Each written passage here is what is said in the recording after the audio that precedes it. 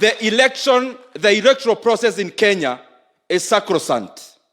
It should be above board. It should be prepared in a way that is fair and in a way that is acceptable to the eyes of the Kenyan people. There is no way the ICT minister, who we believe will be giving technical advice and the technical help to IEBC, should be going out there declaring their support to one of our competitors.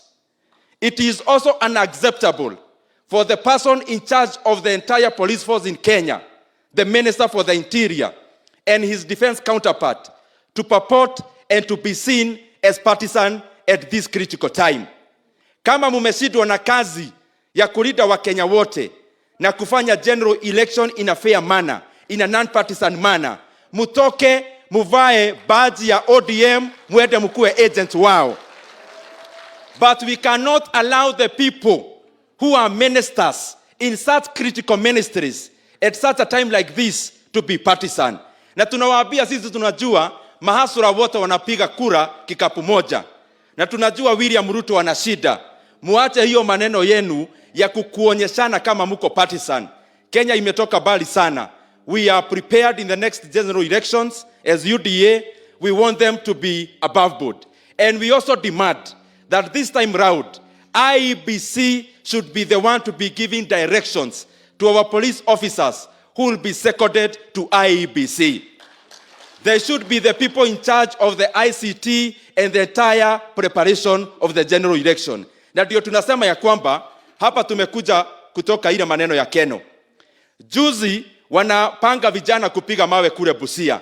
We want to tell Matiangi, before you even go to Busia, tell the Kenyan people who are these characters who planned violence in Keno last year. If you haven't arrested them, wata kucheza sarakasi. Na hayo mengi. Nataka kumuuliza Wafula Chebukati. IBC is independent. You have no business calling Fred Matiangi and Mucheru to a meeting when it is in public domain that they have already taken sides. They are not independent to plan elections with them. So we want to ask Wafula Chebukati to do a letter to President Uhuru Kenyatta and outline clearly the mandate of the IBC as an independent institution and why the IBC cannot work with ministers who have clearly taken sides and become campaigners and youth wingers of Raila Odinga.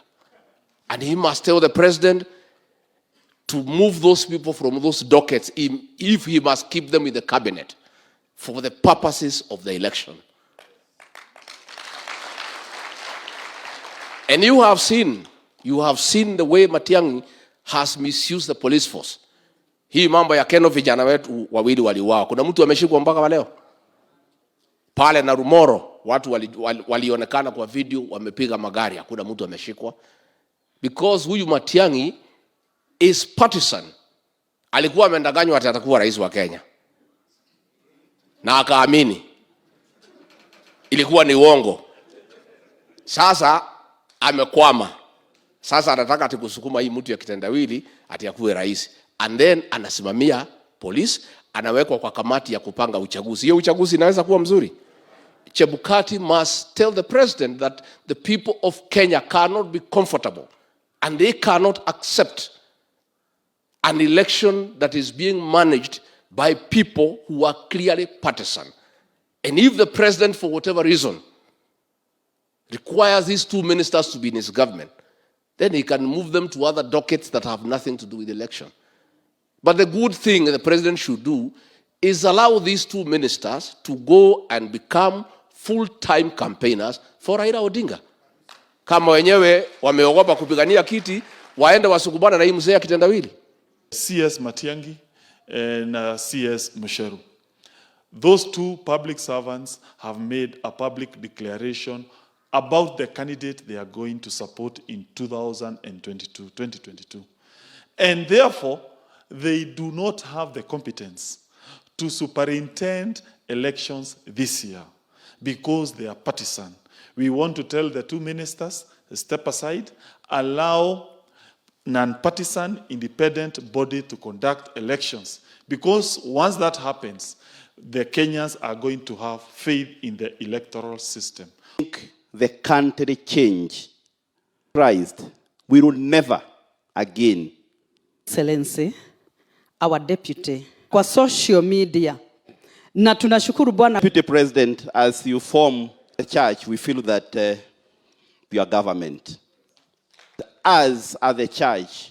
My name is Reverend. Chose me to lead them in political leaders present. Amen. Kwa Kimaro na Shidiko ni Mulege. Lakini tukajua Alice yako na nguvu zaidi. Jebusite said to David, you will